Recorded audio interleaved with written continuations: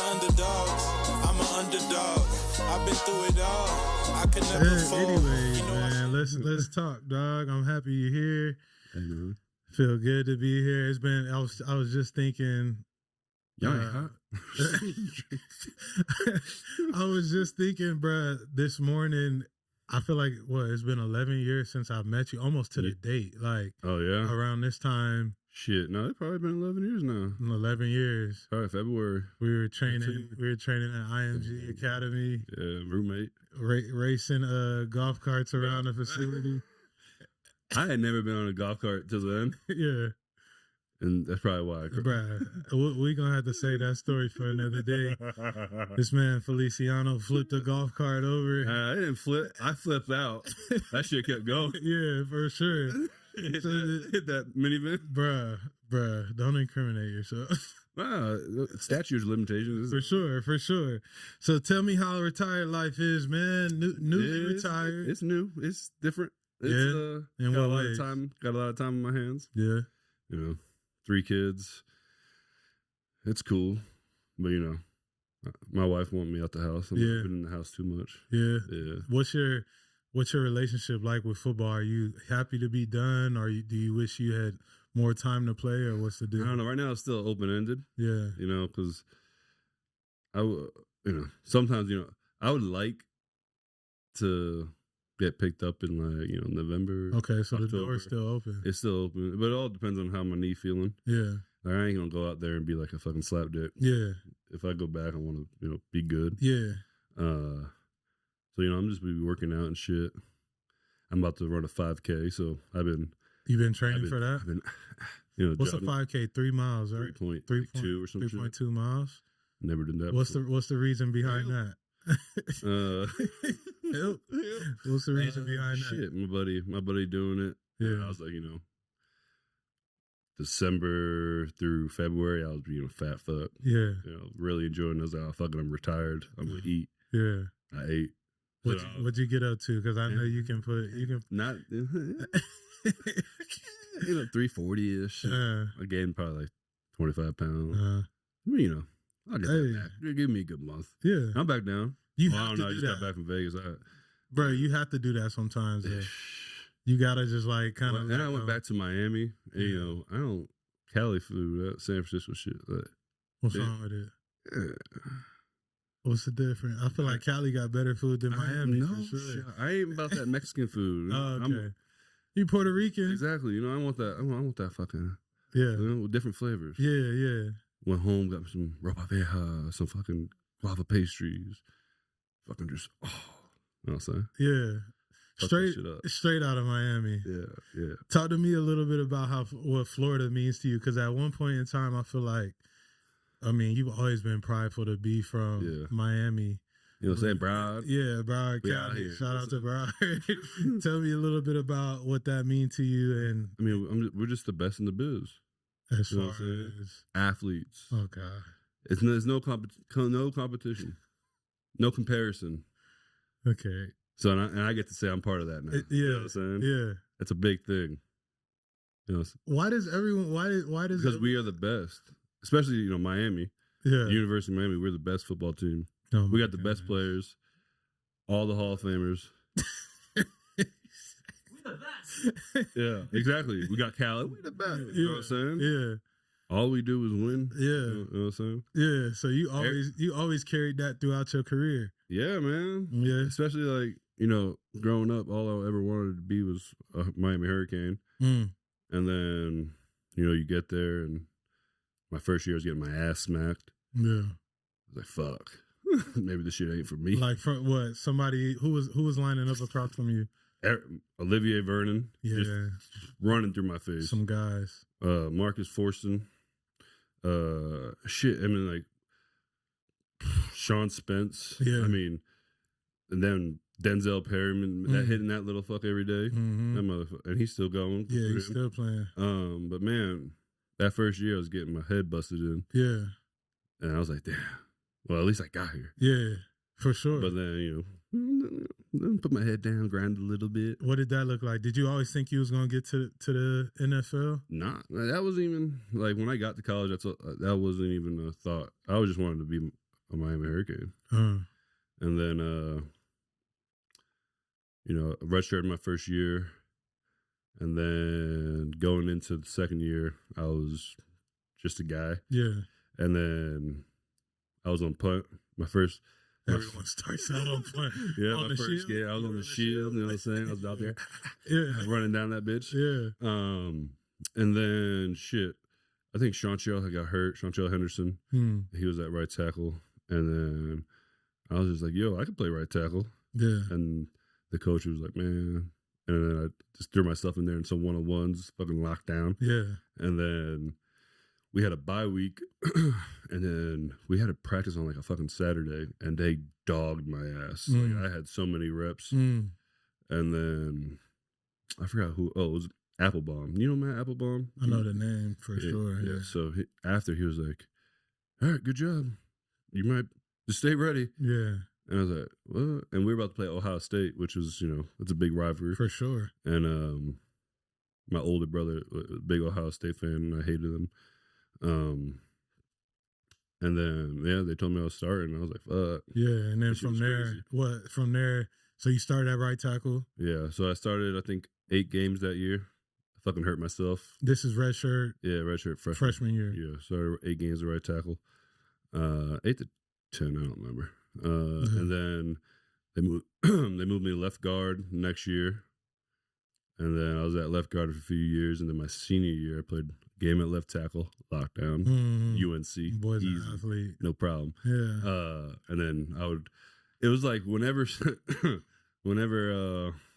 Sean Chell got in trouble, they'd be like, all right, Felice, you got to play right tackle. Yeah. Easy. I hated that though. Like I hate when it was like, hey, this guy's doing bad, go in there. Yeah. Well, shit. Chantrell's my guy. He was my roommate. They kept me in charge of Chantrell. Yeah. Like we were roommates in away games and shit. Mm-hmm. And sometimes he would fail a test. Yeah.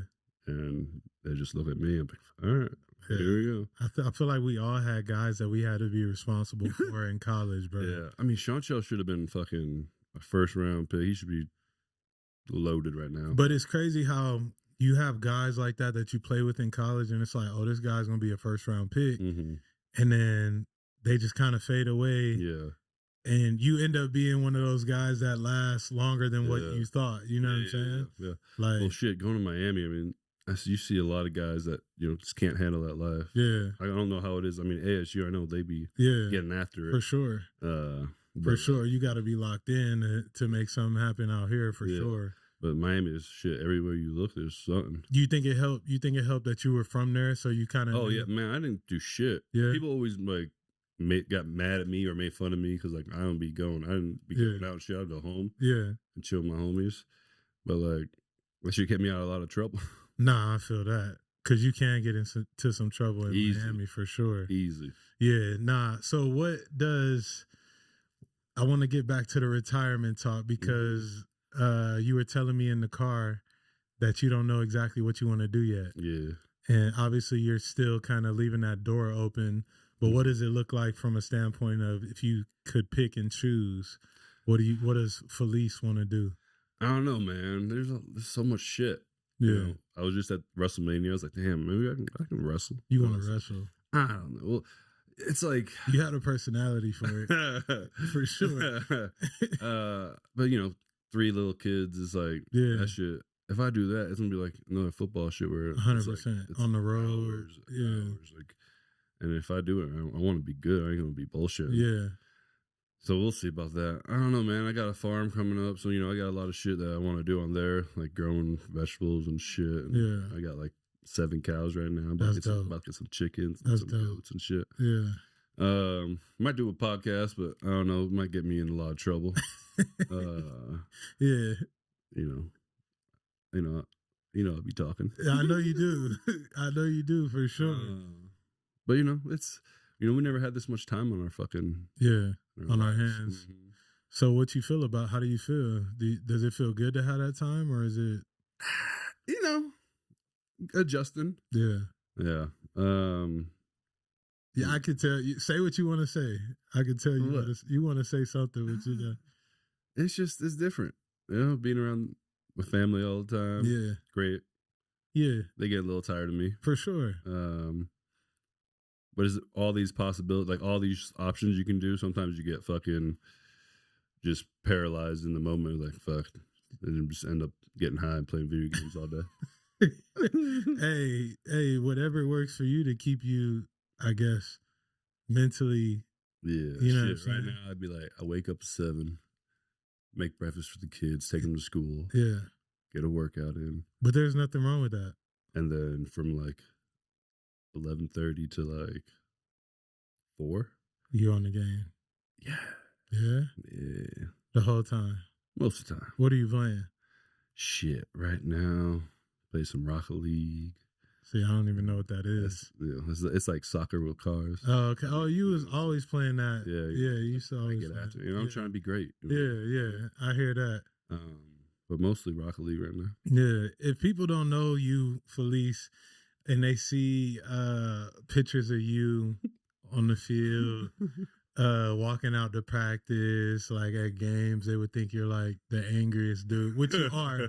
So, just a side note, like this guy is the meanest guy going out to practice, doesn't want to talk to anybody, won't joke around with you. It's because it's like, it's annoying. What is? Like I had a standard. Yeah. And like, it's just going out there, you're like, fuck. What you mean as far as you had a standard? Like, I'm going to be running after the plays. I'm going to have to. If something happens, I'm going to have to. Yeah. I'm stepping there. Especially when we were in Buffalo. Oh, for sure. That was my role. Yeah. It's just like, some days your body hurt. Like, fuck, I didn't want to do this. Yeah. So I'll be angry. But you loved it though. 100%. Yeah. 100%. But I wouldn't get that feeling from you.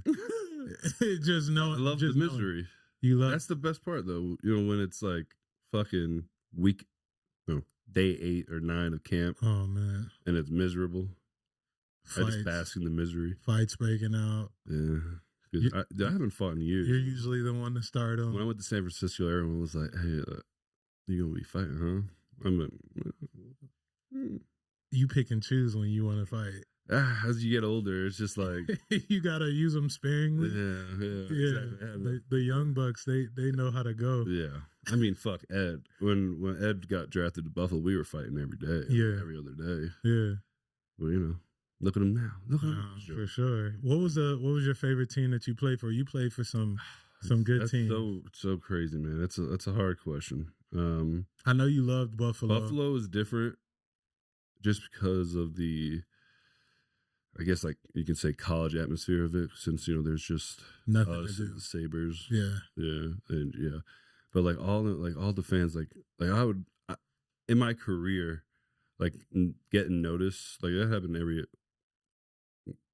now and then. Yeah, but in like Buffalo, bro, you go out, everyone knows who there's 80 people in the town. Yeah, and 53 of them are on the team.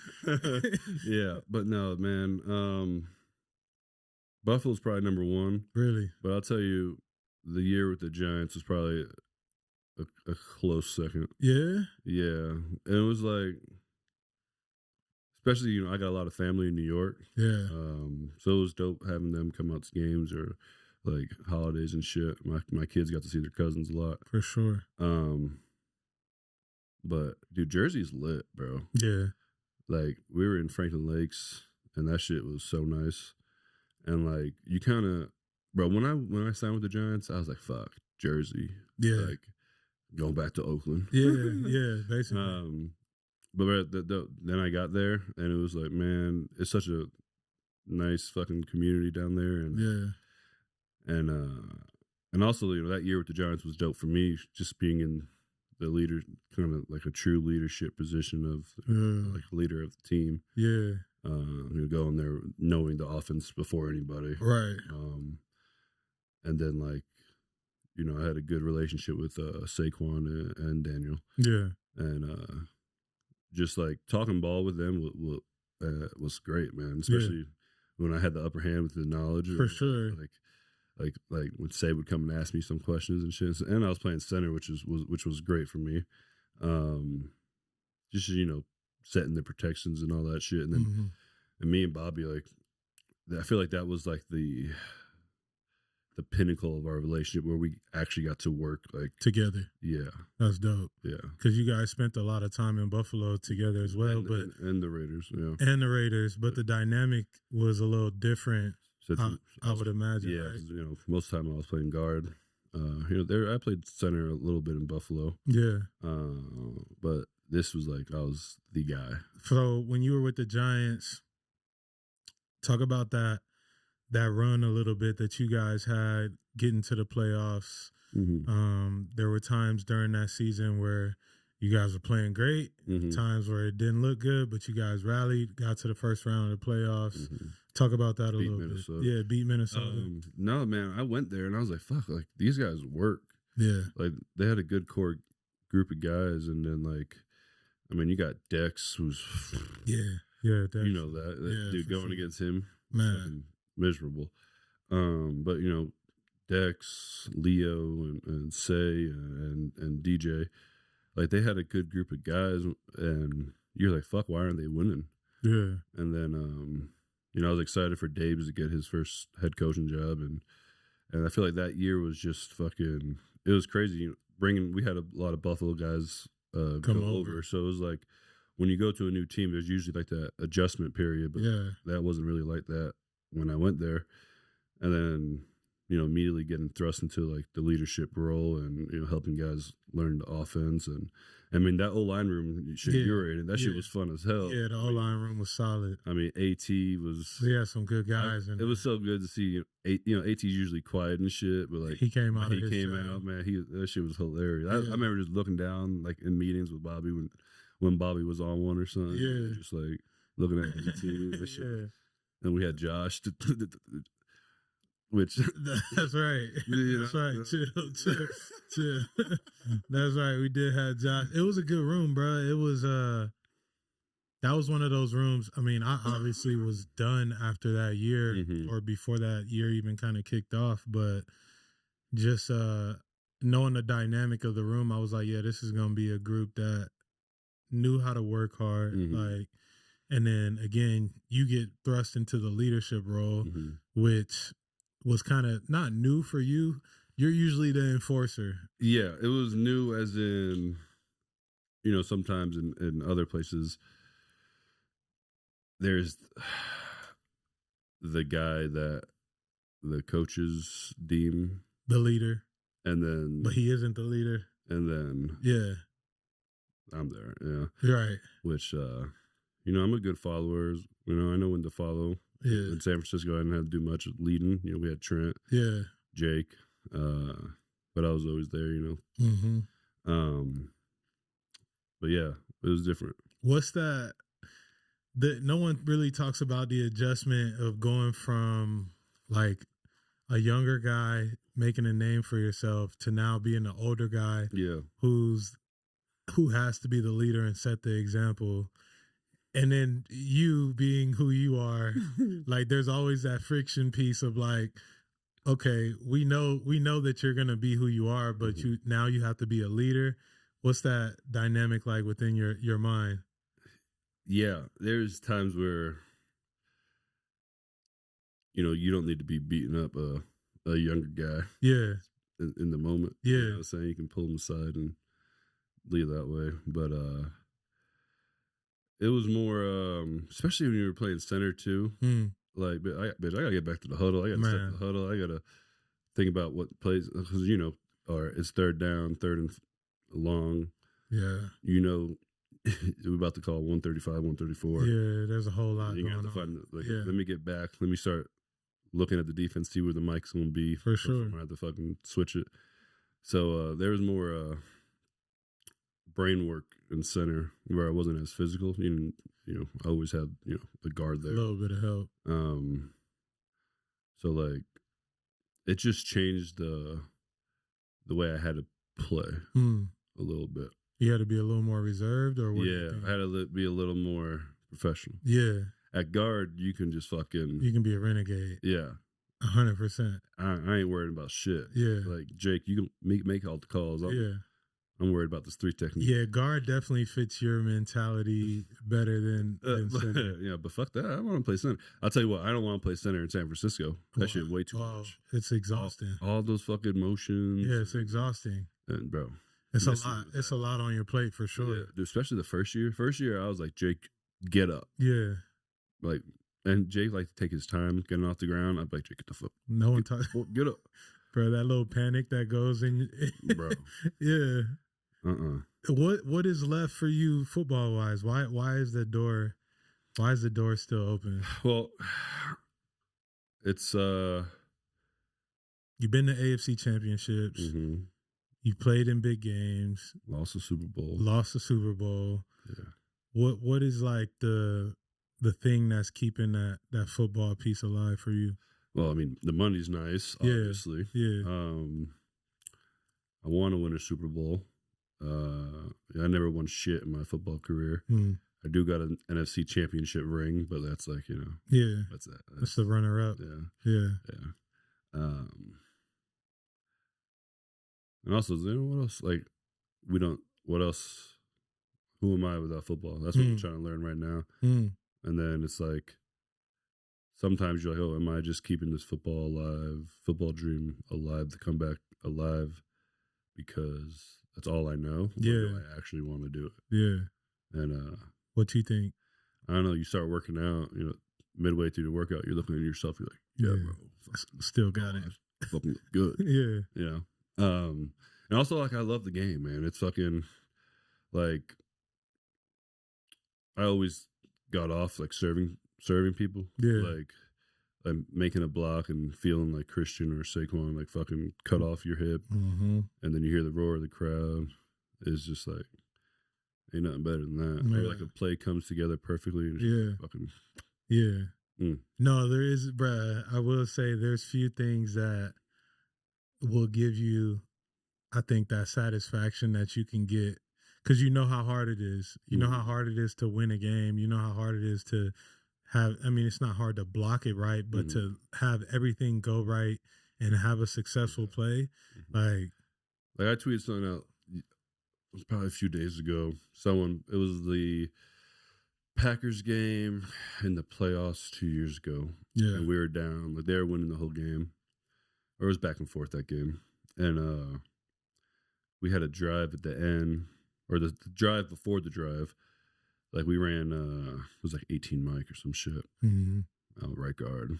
And, like, in the huddle, or even before, McCaffrey was like, yeah, that mic's, we're gonna hit on that mic. We're gonna score on that mic. And then we got 18 mic. Oh shit, yeah, I'm front side. Yeah. And then fucking stretch my 3 technique out. And then, you feel the fucking running back on side, and you see Christian hit a move and look back. And as soon as I saw him do his look back, I was like, oh, we gone. Over with. God. Yeah. And then he scores. And then you're like fucking hype and shit. And then, I don't remember if they scored again, but we had to go back out to score. We were still down. And then, we drive, long ass drive down the field. And then it's like 3rd and 2 or 3rd and 1 on like the 10-yard line.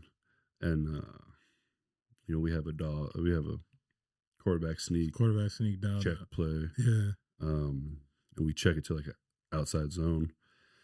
And then at first, it's like we had fucking Kenny Clark, who don't get fucking talked about enough. Yeah. Fucking dog. Animal.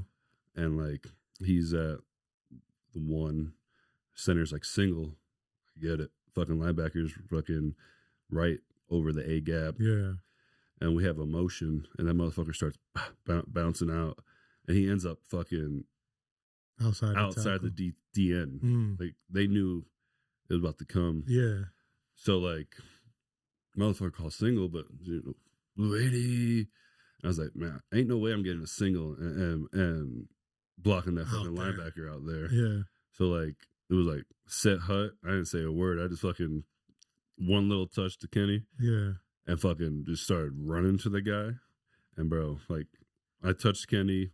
Jake, somehow Kenny falls. Me and Jake, kick Kenny. Yeah. And then I just fucking beeline to that fuck. Because at this point, this linebacker's out there. And I was like, I can't run through the 4 technique to get to the linebacker. Nah, you got to skinny through there. So I fucking just went straight for that 4 techniques fucking hit. Yeah. Fucking knocked it out. Hit him out and fucking Christian right behind us. Man, it was yeah, that's dope. What's it like playing with? You play with Saquon. Dude, I played with fucking good. You played with some running backs. I was just Marshawn, Saquon, Christian. We had Motor.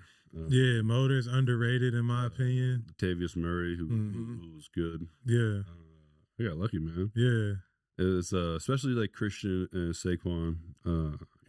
Marshawn, we got him toward the end of his career, but he was still fucking good as hell. For sure. But also, I was still a young guy. So right. Me and Mark, like, we were cool. We would chop it up. Yeah. But it wasn't like the conversations I had with, like, oh, fuck, I'm sorry. Yeah. My phone. No, what a piece of shit. It's Daryl. You could. It's Daryl. Yeah. You could answer. We'll cut it out. Fam, come on, man. We're in the middle of hey, you ain't hot? You ain't hot, man? Hey, they don't get my feet. Hey. I'll call you. Yeah, we're good. I got nice toes, not like you. Yeah, it's all right. I ain't. It ain't that hot. Fam. We're in the studio, bro. Can we please? Yes. Yeah, bro, you make me look unprofessional right now, fam. I told you I was about to hop on the pod. God. And you gonna call anyways? Yeah, man, I don't tell no lies. Yeah, for the underdogs. Yeah, we gonna have to make homeboy do more fucking work. Yeah, you're fucking. All right, I'll call you later. And my fucking vibrate. My son fucking threw my phone in the pool. My shit be vibrating loud as fuck. Hey, I heard it. It sound like yeah, it sound crazy. Do not disturb. For sure. Nah, so talk to me about the running backs that you play with. You play with some guys. Yeah, so like, man, with Christian and Saquon, like the conversations I had with them, like football wise, it was just like another tier. Especially like when I was in the Giants with Saquon. When I was the center, I mean, we Dayball's offense. We were running a lot of. At that point, we were running a lot of like doctor or pin and pull. Yeah. And like me and Say, our lockers were right next to each other. So, right. So like he'd be like, "Hey man," it was like probably 3 or 4 games into the season, and he was like, "Hey man, I want to take that doctor back front side."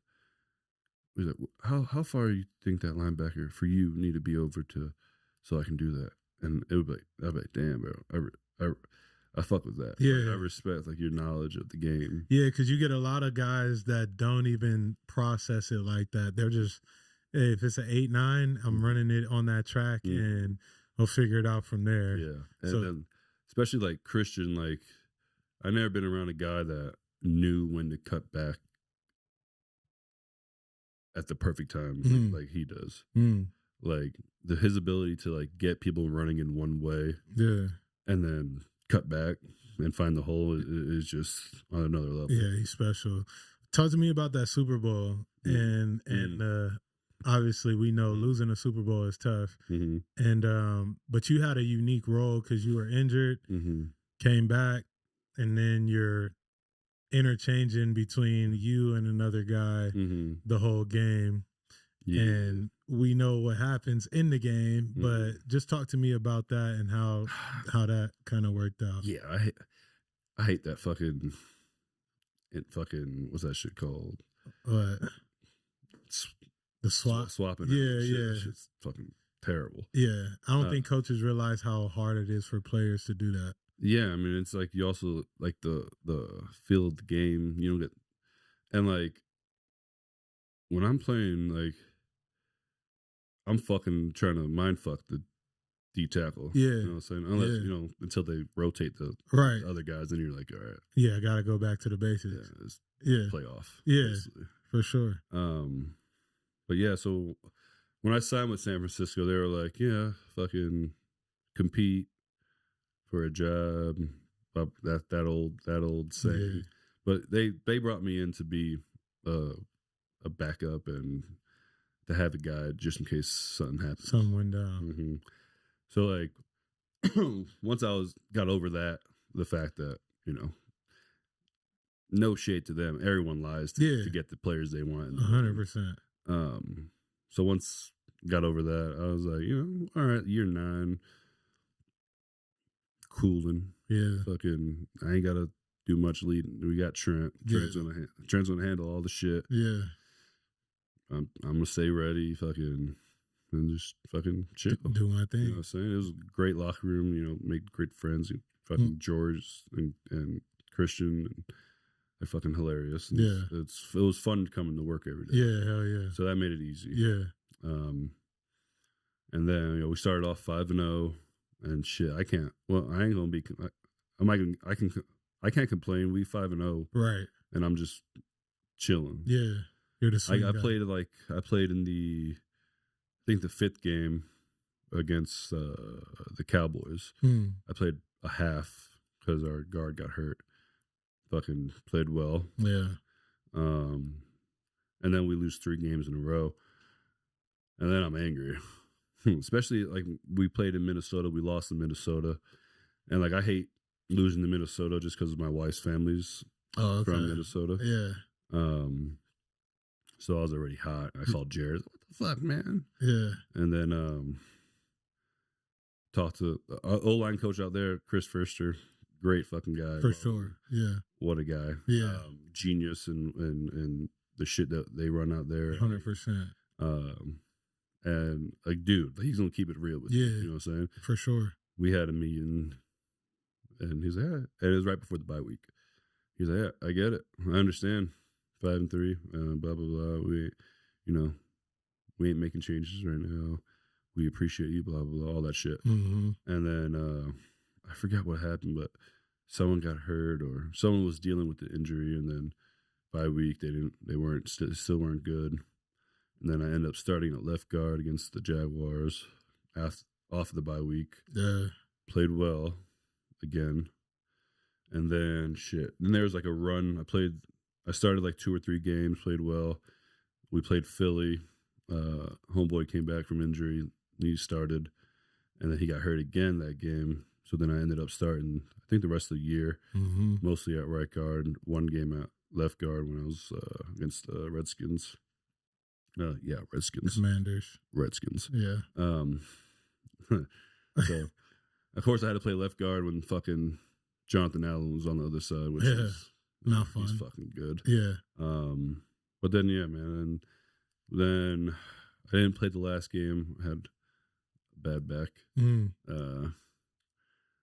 then into the playoffs. And then, which was fucking, the sucky part of the playoffs was when we started that's when we started rotating again. Yeah. It was like, what we doing? I imagine you weren't happy about that. Yeah. No, I mean, so it happened, the Packers game we rotated, wasn't happy about it. Yeah.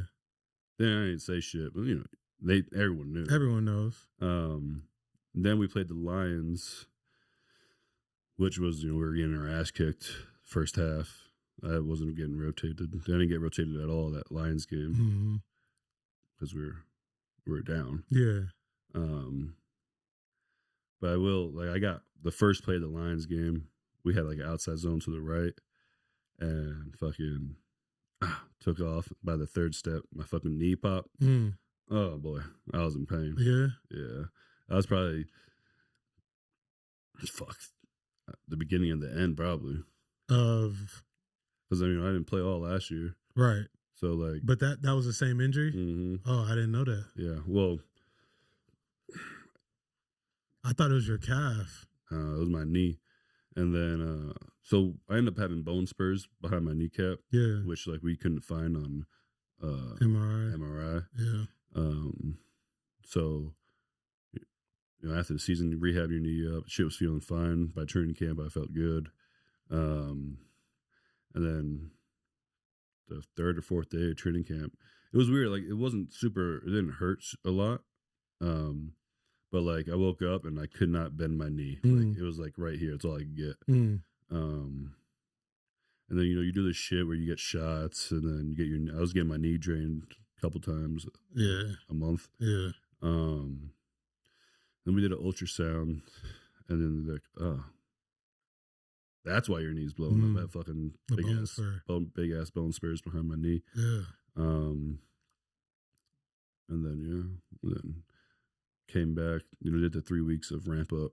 Like, I felt good. And then did the 3 weeks of ramp up and I just couldn't go backwards.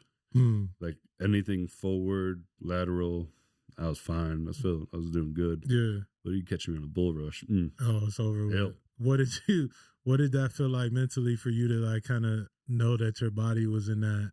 Oh, it was tough, man. Yeah. I mean, it was like for those 3 weeks, Wednesday was fine. I was like, hell yeah, I'm fucking back. I'm ready to go. Thursday was all right. Yeah. But then by Friday, my knee would be fucking gigantic again. I mean, the last like 3 weeks, every Friday I was just in tears. Damn. And then, you know, we were not very good at that point. Right. And then, you know, having conversations with Firster, who's like you know, he gets it. Like he's been around. Like, yeah, he's been around a long time. And he was just like, I think it was after the first week, he was just like you're good. Like you can stop. Like you don't got to keep doing this to yourself. Like I understand. Like it won't be we won't be taking it personal. Like we 100% support you. Blah blah blah. And then I was like, no, fuck that. Like I'm gonna at least practice every single day for those 3 weeks. To, you know, try to help us in any way we can. Yeah. And then then it's like that Monday before the Bills game where I have to, you know, I'm in the office with fucking Firster, Kyle, and Lynch. And they're all just like, hey, like, we respect you as a player. Like, whatever you want to do, we'll be behind. And, you know, mind you, I'm getting active roster bonus checks if I'm active. Right. I have all these incentives that I could hit if I just, you know, they'll let me fucking be active. Yeah. You know what I'm saying? Yeah. Like, I mean, that meeting was not fun. You know, just fucking bawling my eyes out. Really? We can't fucking do it. Especially Buffalo. Like, I want. You wanted to play. It was really hard to say, like, nah. Like, is it because you wanted to play against Buffalo? Well, definitely that. And at that point, like, we needed, if we would have won out, or like we were still in the mix, you know, so it's like, you want to help the team fucking win. Yeah. You want to be out there just to fucking the game. Christian was coming back that game. It's just like, you know, it's fucking football. Bro, I find it interesting that you still want to get after it in that. It's like, it's like, I know no one likes the way their fucking career ends. I can agree with that. So it's like, yeah, I didn't want my career to end on a year off of IR. So in a perfect world, what does it look like to end your career? Holding the trophy up. And if you don't get that, walking out with my own 2 feet. Yeah. Head up. Yeah. Just bald. Just bald. Yeah. But it's also like, we had a couple young guys that, you know, my sons, you know, Nick Sikel and Ben Barsh that were on the team, which if I would have been like, yeah, I'm coming back, one of them fuckers was about to get cut. They're out, yeah. And it's like, man, I ain't 100%. Y'all, I believe, like, y'all can play. Like, I believe in y'all to do good. 10 years in, like, they're, I think, 5 and 3 at that time, like year 5 and year 3. Like, man, let them young bulls fucking let get them some money. Yeah. Let them play. You know? Yeah, bro. That's interesting because a lot of guys don't. there's a lot of guys that are in your position and they're just like, no, I'm.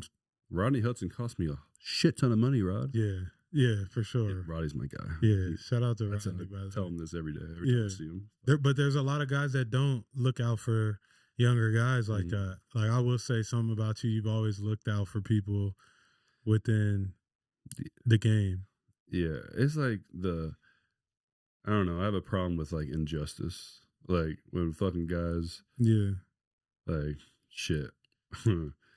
Remember we were in Buffalo. I don't know if you remember this. I probably do. Who knows? And it had just turned to the 3-game preseason kind of shit. Yeah. And everyone was trying to figure out how to do that. But it ended up being like we had usually the 4th game was for the undrafted guys that ain't gonna make the team. Right. Ain't gonna be in the league much longer. Right. Like fucking roll the balls out and let them have an NFL game for themselves. Yeah. And most of the time during training camp, they're just holding bags, getting their ass beat. Right. So that one game is kind of like their time. Yeah. Mm-hmm. I remember that year we had like 3 or 4 guys that didn't get to play a preseason game. Yeah, I remember that. That ended up not playing in the NFL ever again. I remember that. And I remember thinking like, damn, that's low-key messed up. I was just cursing. I was just yelling about it. Yeah. What the fuck are we doing? Yeah, those guys deserved that shot. Yeah, and at that time, we already knew who our line was going to be. We already, like let them fucking guys play. No, for sure. But, yeah. I remember when I got cut from Buffalo and you went in there and tore up the train. Oh, my God. Listen. Hey, listen. I couldn't have been more appreciative for somebody. But I'll tell you, we had a guy that shouldn't, potentially should have been on IR. Yeah. That was grinding through it. And what made it bad for me is like I was like, Jamil, all season, Jamil, come fucking Buffalo. We're gonna be good. Like, this is a great place. Like, you're my guy. Yeah. And then for it to be like I'm coming back off an injury, and then they had to cut you. Yeah. I was like, bro, it was tough. What the fuck are we doing? Like, it was tough. This guy should be on IR right now. Yeah. We wasting the spot. Yeah, and it was tough. I told Jamil to fucking come out here. Now you're cutting him for me. For sure. And also, I was fucking on. I didn't have my Adderall regimen down yet, so I was taking that shit all the time. Yeah. And I was just hot. Yeah. And you know that Buffalo shit, them gray skies, they really get to you. Man. Like, I didn't realize the seasonal, bro. How bad it was until I left that shit. Until you left. But yeah, man, I went in there, fucking punched the fucking hand sanitizer shit off the wall. Yeah, you did. Which I don't regret that. I regret yelling at Bean. Yeah. I went up to his office. And the blouse blacked out. I was fucking just seeing red. And then like in the office, I like came back to as I'm talking as being me and Bean are talking. Yeah. And I'm just like, oh shit. Hey, you right. Yeah, this got kind of far. Yeah. My bad. No, for sure. I'm sure that. Which was like half the reason I always wanted to go back to Buffalo is at times I needed to right some wrongs. But you know, Bean said something to me before I retired, before I like officially retired. Yeah.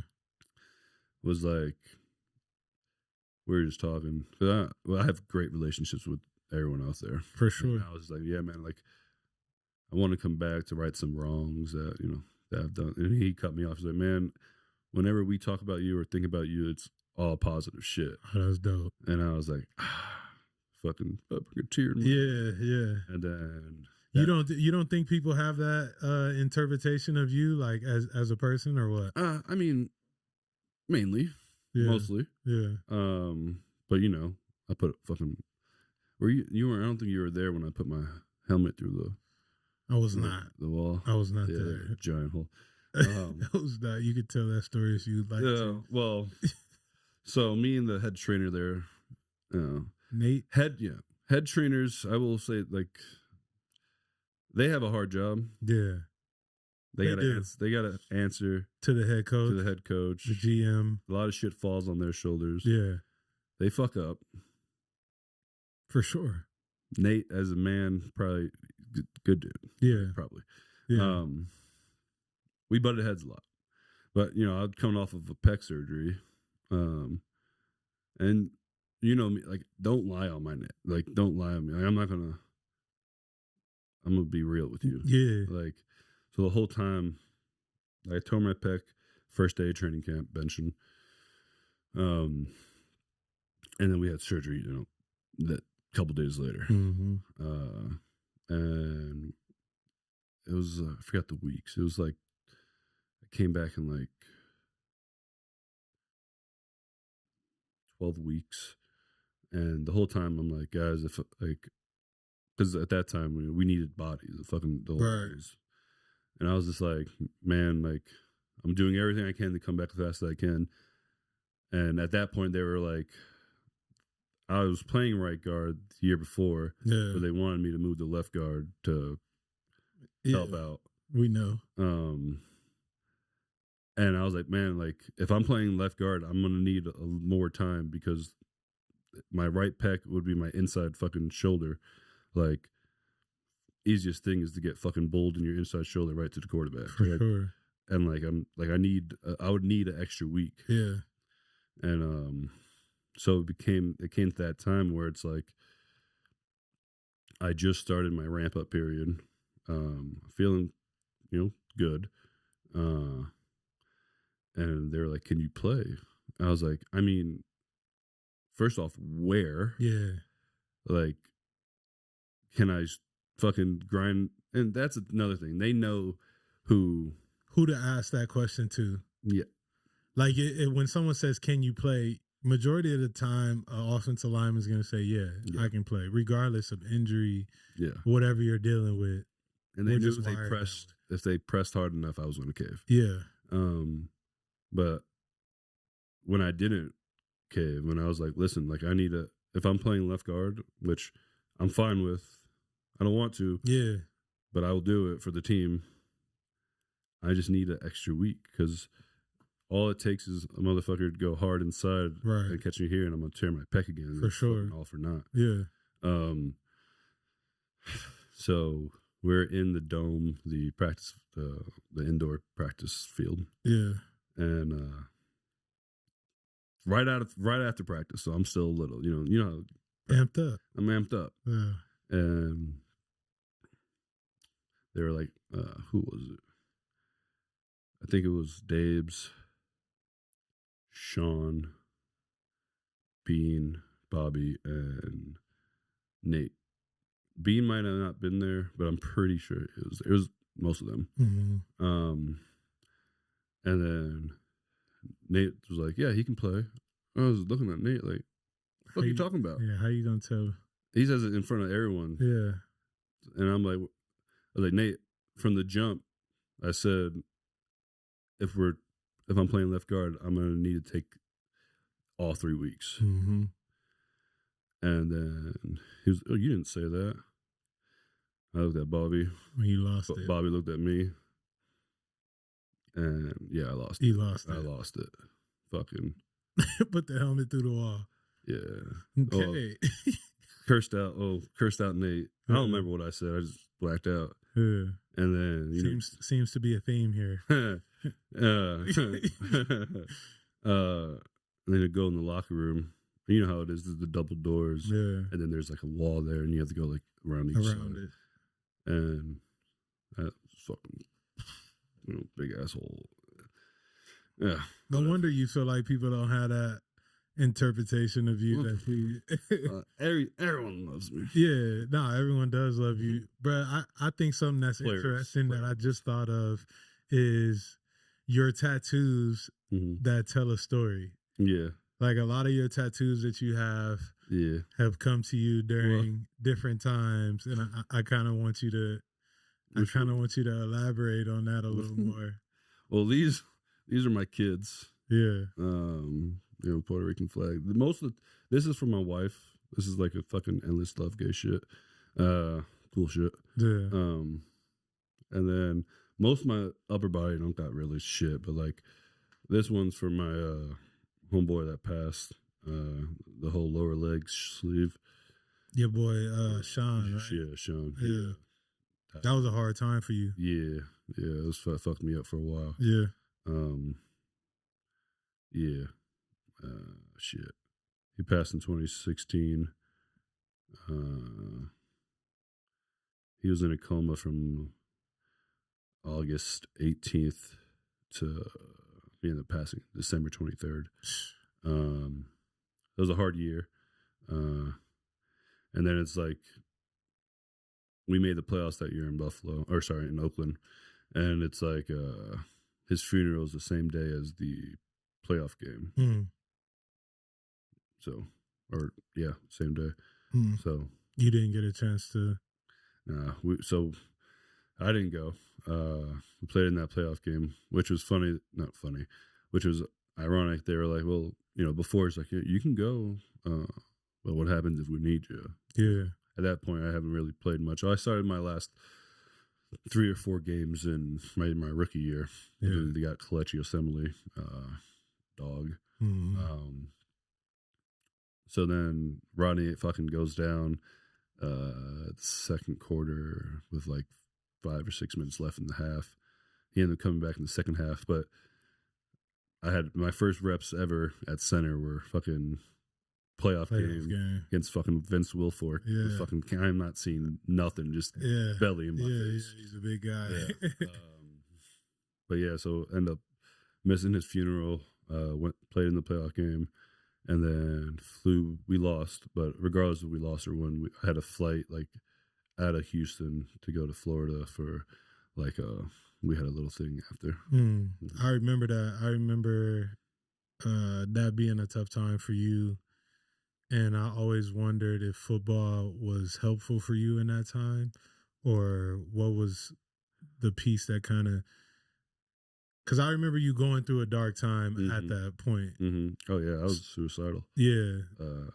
Especially, I have a lot of mommy issues. Yeah.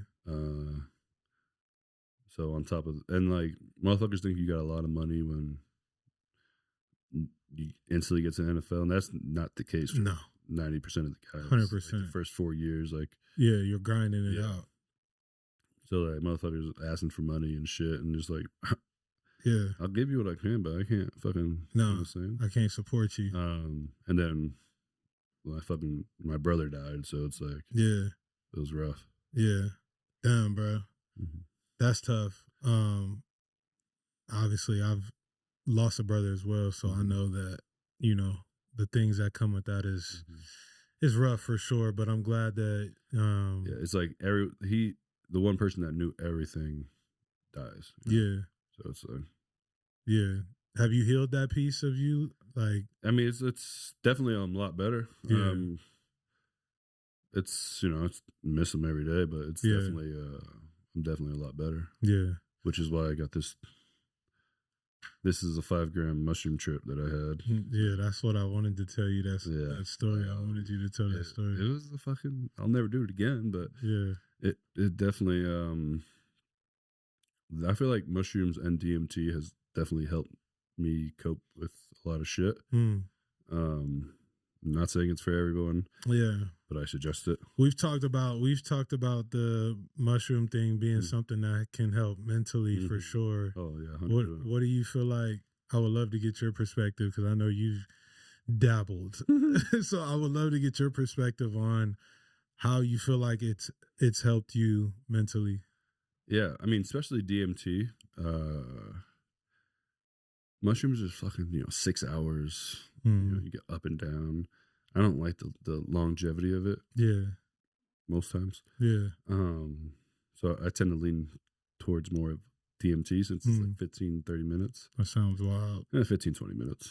But man, it's just like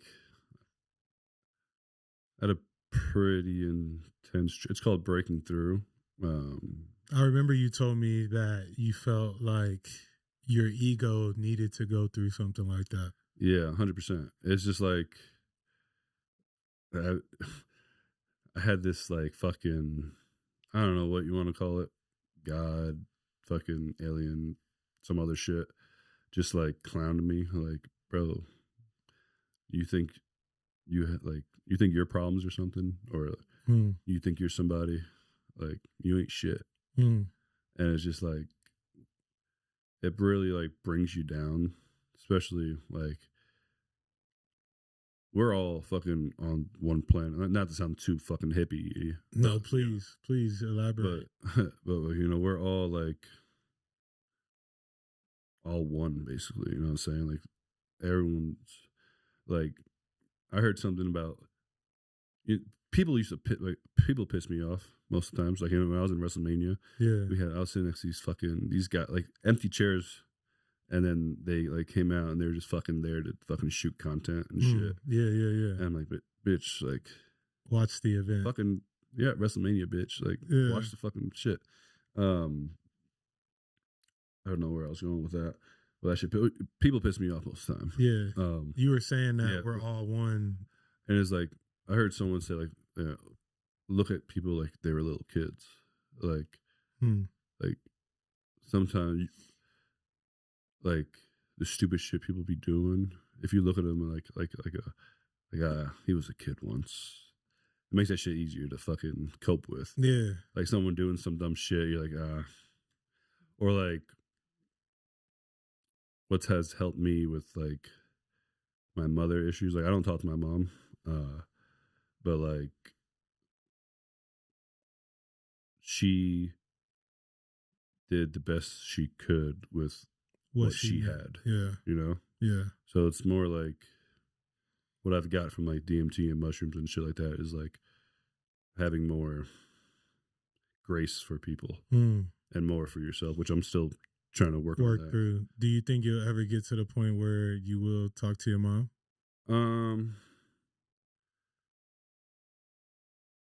I don't know. It's a 2-part question because it's like for me, like I love my mom, but it's just like I got to keep her at a distance. She's fucking crazy. Yeah. But for me, it's like I got 3 young kids, right? And like same with my older brother. I don't talk to my older brother. But there's no more like I don't have any animosity towards them anymore. You just let it work go through that shit. Yeah. But you guys ain't gonna be coming around my kids when I can't fully trust you. How has being a parent, I'm sure it's changed you a lot. Yeah. It's calmed me down. Yeah. Yeah. You love being a dad. Yeah. Yeah. Grateful dad, bro. Yeah, for sure. I mean, likewise, you know? Yeah. No, my girl, I used to say some fucked up shit about having girls until I had a girl. Yeah. And she is, bruh, it's crazy. Yeah, it's ridiculous. And she's like me. She talks so much shit, which is hilarious. But sometimes I be relax. Yeah, for sure. But you have a boy yet? Coming soon. Mm. Yeah, that shit. Yeah, it's so different. Yeah, like say what he gonna piss you off. I already know. Yeah, but like. Me and my especially probably like the last month, me and my son have like became like that. Like, like it's so different than having a girl. Both great. Yeah. But you know, tell you what, 3 is enough. 3 is enough for sure. Done. Yeah. Nah, I feel that. I feel like once you get done playing the game and you have all that time to be at home, like pouring into the kids makes it, obviously everyone has their time limits and when you need space and things like that, but pouring into the kids and seeing them kind of grow up each and every day and do something different and new, like that's the part I appreciate more since retiring from ball, like having that time to actually be in that space. And because when you play, bro, you're gone when they get up, and then you gotta miss shit. Yeah, when you come home, they're going to sleep. Like, so I feel like having that time to actually watch them grow up just makes transitioning out the game better when you have the right perspective on it. Yeah, well, shit, and then like the last 2 years, they would spend half the year in San Francisco. And then, like, probably towards Thanksgiving, they'll go back to Florida. Yeah. Because their Florida school is great. Yeah. And, So I would be in California by myself for, that 1 year was from mid-November till the Super Bowl. It's tough. And I had a kid January 12th that year. It's tough. Yeah. So you're fucking missing Christmas pageants. I missed Christmas that year. Did that wear on you? Because I know, like, looking back, and I've said this before, like, when I really kind of reflected on my career, that one of the things that I regret the most is missing, like, life events, missing birthdays and holidays, all of those things. I felt like it was this weight of, like, guilt or shame over me for missing those things. Yeah. Did it wear on you that way? Yeah. And it's like, there'll be like, I feel like during the day, there'll be like great parts and then the shitty parts. Yeah. How do you get through the shitty parts? Marijuana and video games. Yeah. You just go until. So it was like, so after my family left my first year in San Francisco, I took a undrafted free agent guy and we got a Airbnb together. He was fucking driving from Danville, California to San Jose. Yeah. Which was like hour and a half, 2 hours. Yeah. So we got like a Airbnb 10, 15 minutes from the facilities. So, wake up, go to fucking work. Work was the same because it's like family's not there anyways. Yeah. Yeah. But I would fucking go to work, call them as I'm leaving work because they're going to bed because we're getting done at like 4. They're going to bed at 7. So I'd, talk to them for a little bit. Mm-hmm.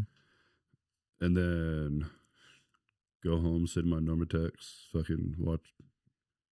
Let me be real. Sit home, Normatex, video games. Yeah. By the time it's 6:37, then I'm sitting in bed with, all my shit on, Complex, fucking game ready, all that. Watch a little film. Yeah. Go wake up and do the same thing. It was like Groundhog's Day. Right. Yeah. So like when you're in it, it's like at night it's the worst. When you're laying in bed, I would make like little videos for my kids to wake up to every morning. Yeah. But it's like I feel like morning and night was always the roughest. For sure. Absolutely. Because you want to get up and have that feeling of the fam there. And then at night, it's like, all right, I did everything I needed to do.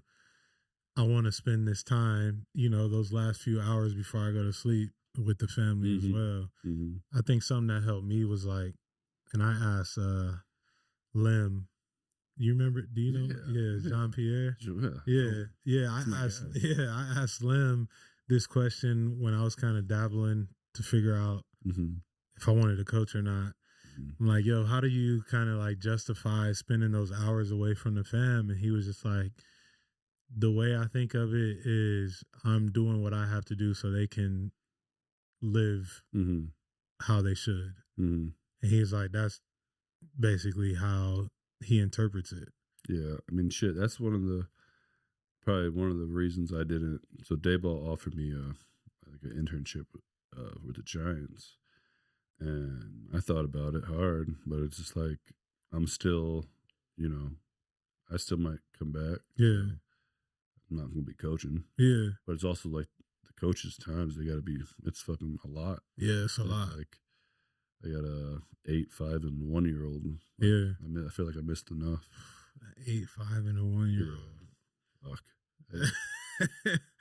Man, well, if you do end up going back, obviously I'll be rooting for you. Yeah. Well, shit, I'm waiting for Dragon to get a fucking OC job. Oh, yeah. I'll work on the Dragon. I feel like better. Do you want to coach? I don't know, man. It's cool. It's I enjoy talking ball. You truly love ball. Yeah. Most of it. Yeah. But NFL is not just ball. Yeah. Political shit. I feel like you make a great college O-line coach. Nah, I ain't sucking. But you don't. You don't want to sucking no 18-year-old's cock to get him to go to my school. Fuck out of here, bruh. Especially these young kids coming up now. It's different. It's a lot different than when we were coming up. Yeah, motherfuckers talking about having this conversation with a couple of my buddies a few weeks ago, talking about the pay shit. The NIL. Yeah. And they were like, "Hey, would you have left Miami for a fucking NIL deal?" I was like, "No." Yeah. Like, motherfucker, I had like pride in where 100%. it's like why I didn't leave my high school, which we weren't very good. Yeah. Like I could have went to St. Thomas my last year. Yeah. I was like, I think they lost in the state championships that year. Like I could have. Yeah, you could have went there. But I was like, no, like. It is crazy how the new age athlete is a lot different than how we were coming out of college. Like I feel like we truly had the pride of like, nah, this is where I picked to go. Yeah. This is obviously you outwork motherfuckers. Yeah, I'm gonna outwork someone to get where I need to go. Like and like fucking get your money. Like, yeah, I ain't saying for sure. Get your money, but fucking it's treating people. Be a bitch. It is teaching people the wrong way to go about getting what they want. Like you can't just transfer every time something goes wrong. Maybe you're just ass. Yeah, you can't. Work. Yeah, you can't. Maybe you need to get in the weight room. Maybe you need to do this. Like you can't just run away from competition or this coach is on my ass all the time. Like I gotta leave. Like that's just. I feel like that's why the NFL is turning into like older guys can continue playing. Why my career was so long. Exactly, because they don't know what they're getting outside of the first and second round. They don't know what they're getting from a player because they bounce to 3 or 4 different and universities. It's different with skill guys. Like skill guys can be soft. Yeah. Like be a soft lineman, you ain't gonna make it. No. Fucking absolutely not. And there's a lot of prima donna soft fucking linemen that try to come into the league the last few years. Yeah. They stick out like a sore thumb. Doesn't work. No. Man. No, that's real. But yeah, man, like I said, bro, I appreciate you pulling up because it took some effort. You were in Vegas at WrestleMania. Yeah. Well, I missed you in Miami. Yeah. Motherfucker had 14, 15 podcasts he had to do. Hey. But I felt so when I was in Arizona probably a couple months ago in Sedona. And it didn't even click in my head before when I had came out here, like, oh, fucking hit up Jamil. Shoot the pod. Yeah. So I was like, when we talked, and I was like, especially that day, I was looking at, you're like, yeah, come through, you can come through. And I was like looking at the, and I was like, where was I going? I was going somewhere. I was thinking I was going up to Chiefland to my buddy, Brandon Linder's, like, okay. Yeah. The next day. Yeah. And like I hadn't fucking got shit done or anything. So I was looking, I was like, I was like, well, I'm going to Vegas. Yeah. It's a fucking right there. 45-minute flight. Easy. Yeah, no, that's real because like I said, I appreciate that you even made the effort to pull up and kick it and talk on the pod. Like I said, it's been 11 years we've known each other. Yeah, well, and you fucking tried to do it, was it last year, like during the season? Yeah, I did. And I was like, trying to come out there. Yeah, motherfucker. I can't be doing podcasts. Nah. Not retired. I wanted to shoot with you. Yeah, I wanted to shoot with you at Google, bro. We could have made it happen. That would have been lit, but I wouldn't have. Couldn't say fuck. I'm glad you're semi-retired and you're in the space of expressing yourself a little more because I do think a lot of people can learn from your story and you've been through a lot.